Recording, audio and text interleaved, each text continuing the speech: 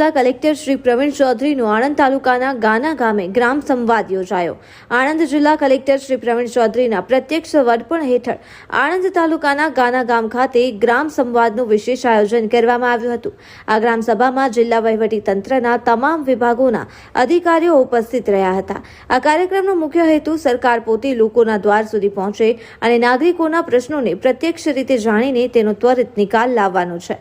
ગાના ગામ ખાતે આયોજિત આ ગ્રામ સભામાં મોટી સંખ્યામાં ગ્રામજનો ઉપસ્થિત રહ્યા હતા અને કલેક્ટર શ્રી સમક્ષ તેમના પ્રશ્નોની રજૂઆત કરી હતી, જેમાં ગામના આંતરિક રસ્તાઓની સમસ્યા, સ્ટ્રીટ લાઇટના નમેલા વાયરો ઊંચા કરવા અને લોકોને નડતરરૂપ હોય તેવા થાંભલા વચ્ચેથી હટાવવા તેમજ મહેસૂલી રેકોર્ડને લગતી વિવિધ રજૂઆતો તથા પ્રાથમિક શાળાનું નવું મકાન બનાવવા દબાણો દૂર કરવા ગ્રામજનો દ્વારા કરવામાં આવી હતી।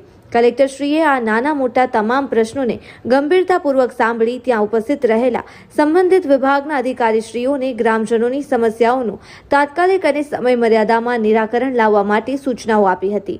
જિલ્લા પ્રશાસન નાગરિકોની વધુ નજીક જાય તેવા રાજ્ય સરકારના માર્ગદર્શન હેઠળ કલેક્ટરશ્રીએ ગાના મુકામે રાત્રિ સભાનું આયોજન કર્યું હતું। આ આયોજન પાછળનો હેતુ ગામની ભૌગોલિક સ્થિતિ અને ગ્રામીણ જીવનની મુશ્કેલીઓની નજીકથી સમજવાનો છે।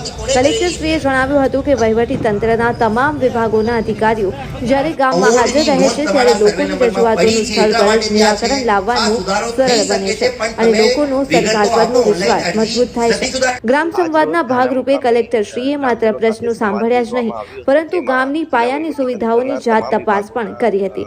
તેમણે બીજા દિવસે ગામમાં સ્વચ્છતાની સ્થિતિ અને પ્રાથમિક શાળાના વર્ગખંડોને લગતા પ્રશ્નો અંગે રૂબરૂ તપાસ હાથ ધરી હતી।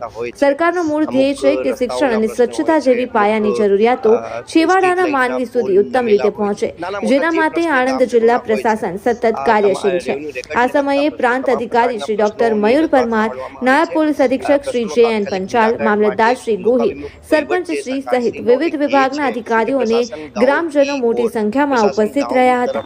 અહેવાલ શૈલેષ પંડ્યા, આણંદ।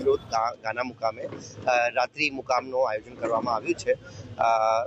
સવારે પણ ગામમાં સફાઈ, સ્વચ્છતા, શાળાના જે વર્ગખંડોને લગતો જે પ્રશ્ન હતો આ પ્રશ્નનો પણ તપાસ કરવામાં સવારે પણ જવામાં આવશે અને આ જે સરકારશ્રીનો જે ધ્યેય છે કે સરકાર લોકો સુધી જાય અને લોકોના પ્રશ્ન પ્રત્યક્ષ રીતે ડાયરેક્ટલી આપણે જાણી શકીએ, એના માટે આજે આ ગાના મુકામે ગામજનો સાથે સંવાદ યોજવામાં આવ્યો।